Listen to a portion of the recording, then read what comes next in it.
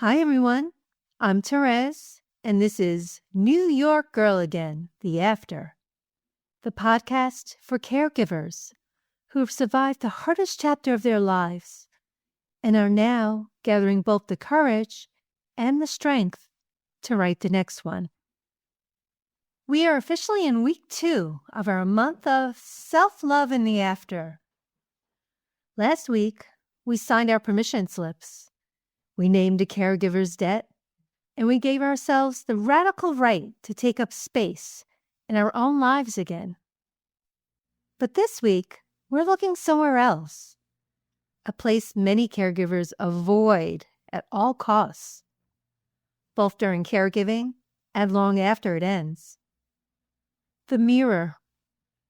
For me, especially during the last leg of my caregiving journey, when I was the sole caregiver for my dad, I stopped looking in the mirror entirely. There simply wasn't time. And when my caregiving journey ended, and I finally did look, it was honestly frightening to see what I had slowly morphed into. For nearly 2 years after that, I continued to avoid the mirror at all costs, carrying a deep mix of disgust and shame. Shame for how much I had changed. Shame for how little care I believed I had given myself. Today, we're shifting that from avoidance to gaze. We're learning how to look at ourselves, not as a project to be fixed, but as a survivor to be honored. Have you ever caught a glimpse of yourself in a store window or a bathroom mirror and felt that quiet jolt of disbelief? Who is that? During caregiving, many of us enter a kind of survival mode that requires separation from ourselves. We don't call it dissociation, but we call it getting through the day. To survive the long nights, the heavy lifting, the hospital rooms, the constant vigilance, the grief that never let up, we learn to push our own physical sensations into the background.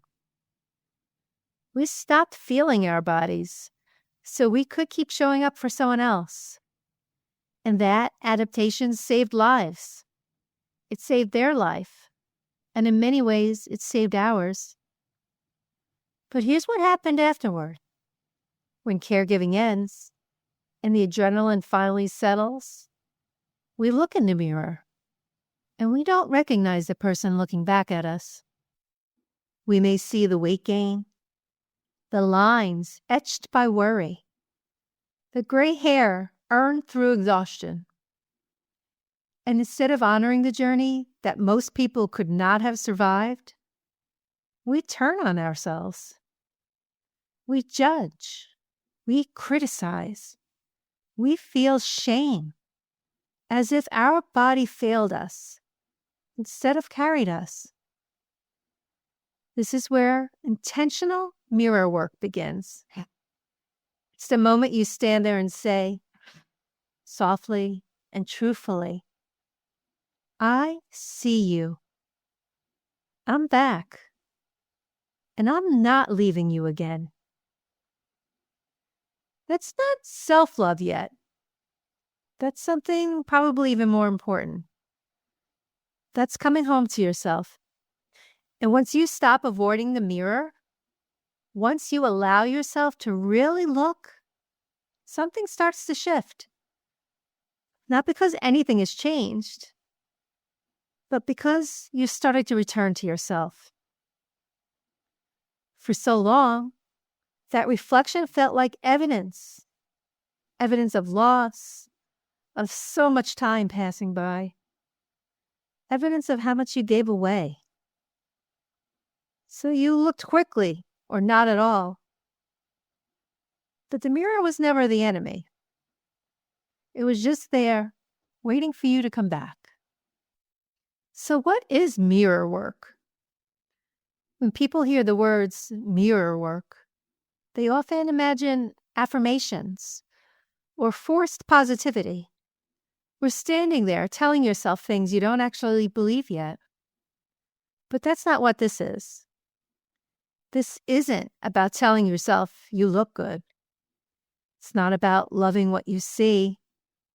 And it's definitely not about pretending the last months, years, or even decades didn't change you. This is about acknowledgement. It's about standing in front of yourself and for the first time in a long time, not looking away. It's about being able to say, without flinching, this is the person who carried it. This is the body that stayed. This is who made it through. And yes, you deserve to be proud of that. This is what mirror work looks like in the after. You don't scan for flaws. You don't inventory what needs to be fixed. You simply look long enough to recognize the person who kept going when there was no one else to take over, who stayed awake, who held steady, who absorbed the weight of loving someone through decline and loss. And instead of judgment, you offer recognition, not admiration, not praise, just recognition. I see what you've been through. I see what you carried. I see why you look the way you do. And that, for caregivers who pour every ounce of themselves into someone else, often at the expense of their own reflection, that matters more than you know. This month, on the February Self-Love Calendar, available on our website at newyorkgirlagain.com, we're practicing something called the Mirror Minute. It's a small intentional act to help you reconnect with yourself. And here's how I want you to approach it. Stand in front of the mirror. No phone, no distractions, and take one slow breath. And before you look anywhere else, look into your own eyes. Not the rest of your body, just your eyes. Those eyes, the ones that watched, that worried, that loved, that wept. The eyes that saw your loved one fade, that stayed open through unbearable moments, that kept going even when your heart was breaking. Then say your name out loud. It may feel awkward, and that's perfectly okay. Neurologically, this matters because you are reconnecting the I with the me, the one who lived inside the caregiving role, with the one who is still here now. After that, and only then, let your attention move to your body, just to observe, not to judge, and say, this is my body. This is what carried me through my caregiving journey. This is where I live now. Stay for just 1 minute. That's it. After your mirror minute, add one declaration. Not something aspirational, and not something you don't believe yet. Just something that's true for you. Something your nervous system can accept.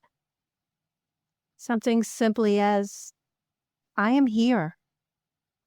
I loved deeply. I still deserve a chance.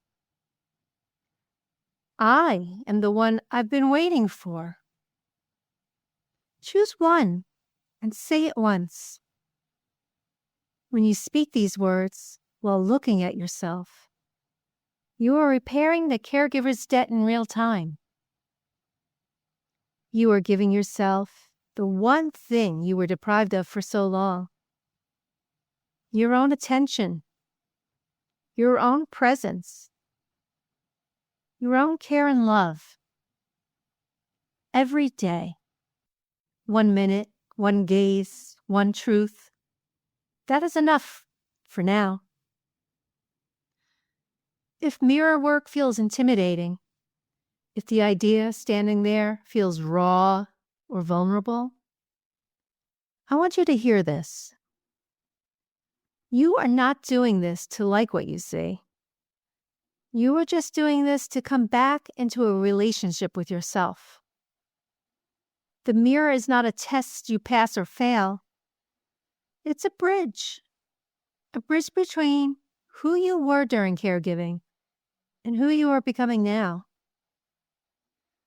So this month, I'm not asking you to affirm beauty. I'm asking you to do something much braver.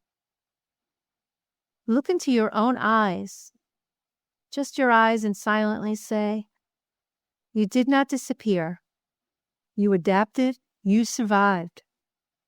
Because for caregivers, returning to ourselves doesn't happen through force. It happens through permission. Permission to be seen as we are, not as we think we should be. New York Girl Again exists because too many caregivers leave their journeys believing they are behind, damaged, or somehow less than the person they used to be. But the after is not about becoming who you were before caregiving. It's about becoming integrated. Someone who carries the story without being crushed by it. And that integration begins when you stop turning away from yourself. When you stop treating your reflection like evidence of failure and start recognizing it as proof of endurance. This is how self-love begins in the after. Not with confidence at first, but with staying present, kind, and connected. If this episode stirred something in you, if it felt tender, uncomfortable, or deeply familiar, that's perfectly okay. That means you touched something real. This month, don't rush to change your body. Don't pressure yourself to feel differently. Just practice not looking away from yourself, from your reflection, from the life you carried. Because the person in the mirror is not a stranger. You are the one who made it through. Healing the way we see ourselves may be the hardest part of the after. It's easier to lift weights than it is to look at yourself with kindness for 60 seconds. But the muscle of self-compassion is the strongest one you will ever build. I'm Thérèse, and this is New York Girl Again, the after. I'll see you next week as we continue learning how to love ourselves, not for who we used to be, but for who we are becoming. And remember to visit newyorkgirlagain.com for the February self-love calendar and other support tools for life in the after. Join us on social media too. But until then, be gentle with yourself.